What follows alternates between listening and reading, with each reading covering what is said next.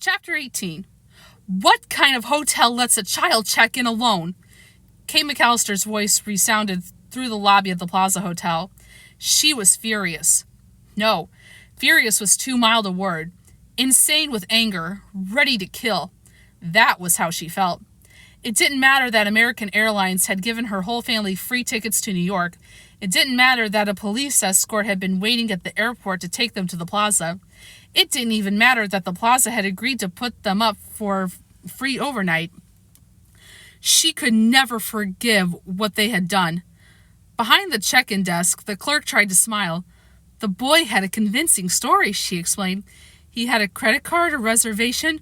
What kind of idiots do you have working for you? Mrs. McAllister screamed.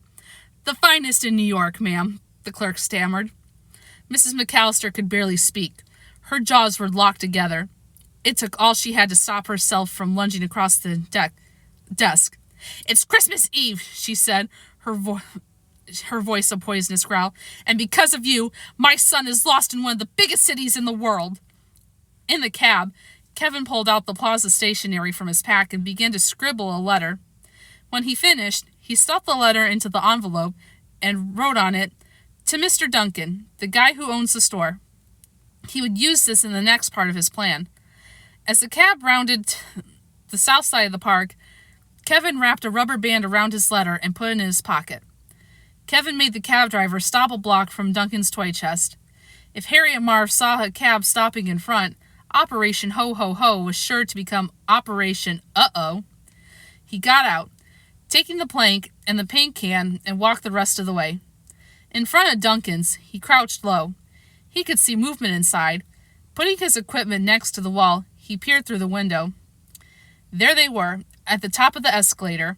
It had been turned off for the night, so Harry and Marv were able to walk slowly down, looking left and right.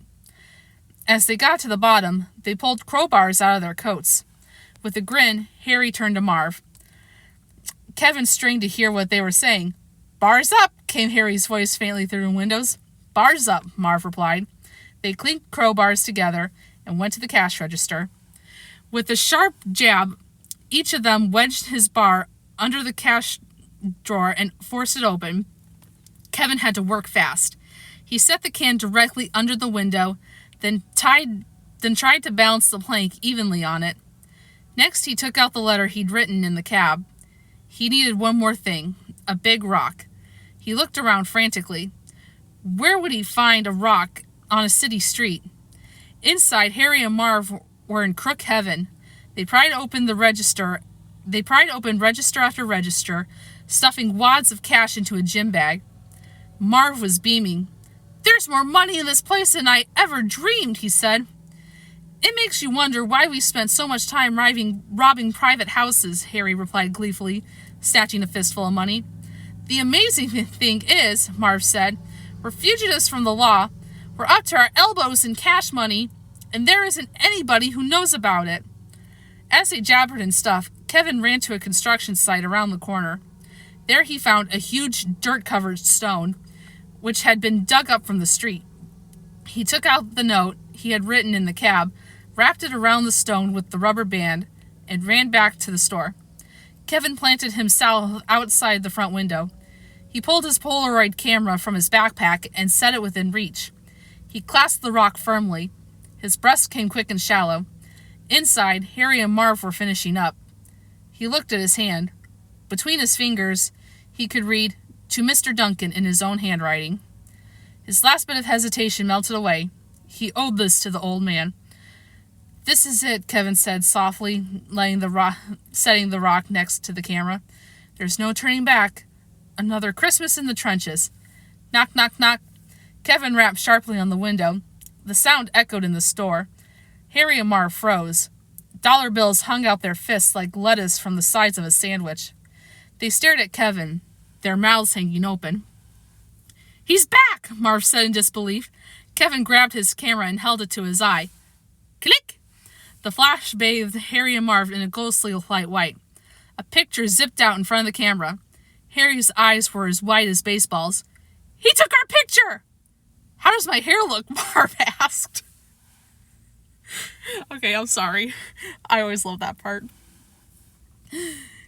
Kevin stuffed the camera and photo into his backpack. He grabbed the stone and reared back. The wind-up? The bitch? Harry opened his mouth to yell. Crash! The rock hurled through the glass. Shards of glass rained into the store with an ear-splitting shriek. A burglar alarm pierced the air. Harry and Marv left over the cashier counter. They headed for the nearest exit, the broken window. Harry came sailing out first. He landed on the end of the wooden plank. It crashed against the sidewalk, like one end of a seesaw. A knowing smirk grew across his face. Nice try, kid, he said to Kevin. I ain't that stupid. Next came Marv. He landed feet first at the other end of the seesaw. Whoa!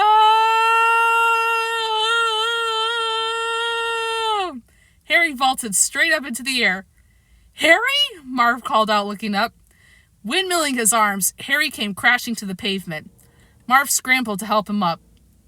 Kevin ran across the street. He spun around and aimed his camera at the two crooks. Click! Harry turned in the direction of the flash. There he is! Kevin took off. Around him, the quiet streets had burst to life. Police sirens wailed in the distance. Harry and Marv's frantic footsteps whapped against the pavement behind him. He ran up a side street, heading straight for Central Park. His uncle's house was on the other side. If he could get through alive and not lose the two goons. He leapt over the wall. Harry and Marv followed behind. Kevin went right, cutting across fields and horse paths. It seemed like years before he got to his uncle's house. But as he rounded 95th Street, Harry and Marv were right behind him. Kevin jumped on top of the dumpster. He crawled into the chute and began climbing. At the top, he hopped through the window and went straight for the stairway to the roof. He burst out the roof door and ran to the edge. The bricks, the kerosene bucket with the rope inside, the bag of cement, everything was in place. Kevin looked down. Harry and Marv were standing in front of the house, looking around. Harry was still holding tightly to his gym bag. Kevin had them right where he wanted them. He pulled out his camera again. Cupping his hands to his mouth, he yelled, I'm up here! Come and get me! Operation Ho Ho Ho had finally begun. Chapter 19. Harry and Marv looked up. Click! Kevin took another photo. Gritting his teeth with fury, Harry pulled his crowbar out of his coat. Bars up, he growled. Marv took his out too. Bars up, he clanked against Harry's. Let's kill! Marv stepped toward the front stoop, but Harry pulled him back. Hold on, pea-brain, Harry said. We got busted last time because we underestimated that little bundle of misery. We don't go after him until we've got a plan that we're sure is better than his plan. This ain't like last time, Harry, Marv said. This ain't his house. He's running scared. He ain't got a plan. Harry raised a scornful eyebrow. May I do the thinking, please? Putting on as sweet a smile as he could, Harry looked up at Kevin. Sonny! Kevin peered over. Nothing would thrill me more greatly than to shoot you, Harry continued. Knocking off a youngster ain't gonna mean all that much to me. You understand? Kevin just stared blankly. But since I'm in a hurry, Harry went on, I'm gonna make you a deal. You throw down your camera, and we won't hurt you. You won't never see us again. Okay? Sound good? Promise? Kevin called down. Cross my heart, Harry replied. Kevin took the camera from around his neck. Okay! In one quick movement, he set the camera down and picked up a brick. Harry squinted. He couldn't see exactly what Kevin was doing. He put his gym bag down near the building's sunken garden, then held out his arms. Give it to me, kid! That was just what Kevin did. He dropped the brick over the side. Harry smiled. Beside him, Marv happily picked at his teeth. Bonk! The brick bounced off Marv's head. Marv slumped to the sidewalk. Direct hit, Kevin said to himself. Marv sat up, rubbing his head. Harry knelt next to him, holding up 3 fingers. How many fingers am I holding up? He asked. 8? Marv said, squinting. Harry snarled with anger. You want to throw bricks? He yelled up to Kevin. Go ahead, throw another one. He asked for it, Kevin thought. He let another one fly over the rooftop, right at Harry. In the nick of time, Harry ducked away. Bonk! Marv got it again. Harry grinned in triumph. If you can't do no better than that, kid, you're gonna lose. Marv lifted his head. His eyes were full of panic. Harry, he pleaded. No. Kevin let loose another one. Harry ducked again. Bonk!